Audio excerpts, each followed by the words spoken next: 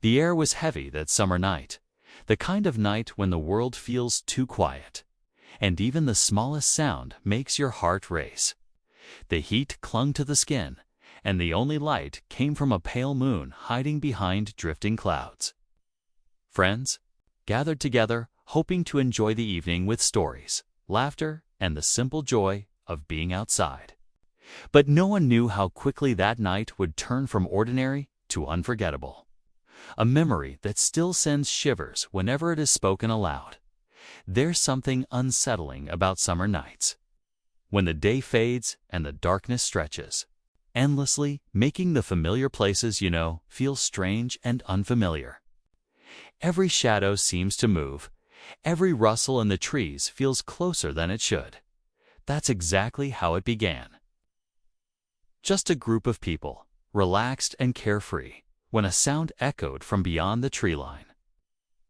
It wasn't loud, but it was strange, enough to stop all conversations mid-sentence.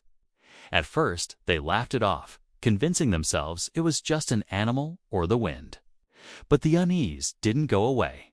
As minutes passed, the sounds grew closer. Branches snapping, footsteps on dry leaves, and whispers that didn't belong to any of them. They tried to ignore it, but their smiles faded, replaced with glances over their shoulders. It felt as if someone or something was watching, waiting. One friend suggested going back inside, but another insisted it was nothing. That hesitation would soon feel like a mistake. The group grew tense, speaking less and listening more, each sound pulling them deeper into silence. The air shifted, colder now, and one by one they began to realize this wasn't just imagination.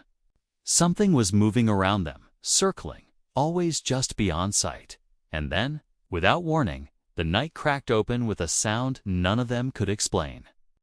Their hearts pounded as fear settled in, and they knew this was no ordinary summer night. What they would soon discover was far more terrifying than they ever expected. The sound lingered in the air, low and sharp, like something tearing through the quiet night. Everyone froze, their eyes darting toward the trees. The shadows seemed to stretch longer, darker, and the line between reality and imagination blurred. It was supposed to be a simple summer gathering, a few friends sitting under the stars. But now every second felt heavier, filled with a fear no one wanted to admit out loud. They tried to convince themselves it was just the woods playing tricks. After all, summer nights in the countryside were full of strange noises: owls, foxes, even the shifting branches in the warm breeze. But there was something different this time, something that made the air too still, the silence too sharp. One of them, a boy named Daniel, tried to laugh it off, but his voice cracked in a way that gave him away. Another, Sarah, kept staring at the tree line, her shoulders tense, as if she already knew this was more than just an animal. The group had spent countless summer nights here before, telling scary stories around the fire and daring each other to wander into the woods. They had never truly been afraid, not until now. Tonight, the woods felt alive in a way that was unsettling, as if the trees were listening, holding secrets they weren't meant to know. A branch snapped again, this time louder, closer. Everyone jumped, and for a brief moment, no one moved or breathed. The fire crackled behind them, casting flickering shapes that only made the scene more unreal. Then came the feeling, subtle at first, but undeniable. They weren't just hearing things, they were being watched. No one spoke it, but they all felt it. Something was out there, hidden in the shadows, waiting for the right moment to show itself. The silence between the friends grew heavier, broken only by the fire's faint crackle. No one wanted to say the obvious, but they all felt it. The woods were not empty. Something was lurking just out of sight, close enough to hear, close enough to follow. The strange part was how deliberate it all felt, like the sounds weren't random, but timed, circling them, testing how they would react. Sarah clutched her sweater tighter, whispering that they should go inside the cabin, but Daniel shook his head, insisting it would look ridiculous to run from nothing. He wanted to believe it was all in their heads, a trick of the night. But deep down, he felt the same pressure as the others, the heavy weight of eyes on his back. Mark, the quietest of the group, finally spoke. He reminded them of the old stories people in town used to tell about these woods. Whispers of strange figures spotted at night, and voices that didn't belong to anyone. The others had always laughed at those tales, brushing them off as small town folklore meant to scare kids. Yet now, with the darkness pressing in and the fire burning lower, the stories felt less like jokes and more like warnings they should have taken seriously. A sudden gust of wind blew through the trees, snuffing the fire down to embers. Panic flickered in everyone's eyes. In that moment, the safety of light was gone, and the night swallowed them almost completely. Then came the sound, again different this time. Not just a snap of branches, but a faint laugh, thin and distant, carried by the wind. Every head turned sharply, hearts racing, searching for movement in the shadows. No one could tell where it came from, or worse, if it was even real. Fear settled deeper. What began as a fun summer night had now become something else entirely, an encounter with the unknown, one that none of them were prepared for. And somewhere beyond the tree line, whatever was out there was waiting, patient, and far from finished. The group stood frozen, straining their ears in the dark. That faint laugh still echoed in their minds, too soft a place, but too sharp too. Forget? Daniel tried to convince himself it was just the wind bending the trees, but even he couldn't ignore the way the sounds seemed to linger. Almost playful, as if someone was mocking them. Sarah's voice trembled as she whispered for everyone to stick together, her hands gripping tightly onto her phone. Though the screen showed no signal, they formed a small circle near the dying fire. Backs pressed toward one another, eyes darting in every direction. The night around them had grown unnaturally still. No crickets, no owls, not even the rustle of leaves. It felt like the whole forest was holding its breath. Mark leaned forward, squinting at the tree line, when he suddenly swore he saw movement, something slipping between the trees, too quick to identify. His face went pale, and he didn't bother to explain. Moments later, the sound of heavy footsteps echoed, slow and deliberate, crunching across the dry earth. Whoever or whatever it was, they were no longer trying to stay hidden. The friends exchanged terrified glances, each of them realizing the same thing. They weren't imagining this. They weren't alone. The footsteps stopped, leaving only silence. Then came a new sound, the creak of wood, sharp and steady, like an old swing swaying though there was no wind. Sarah's breath hitched, and the others could see tears brimming in her eyes. Daniel clenched his fists, trying to stay brave, but his voice cracked as he whispered, "This isn't normal. We need to move now." Before anyone could decide what to do, the fire flared unexpectedly, throwing shadows high across the trees. And in that brief flicker of light, several of them swore they saw something tall, motionless, standing just beyond the clearing, watching, waiting. The fire sputtered again, plunging them back into darkness. Their hearts raced as the silence returned, broken only by a single sound from the woods. Closer this time, almost right behind them.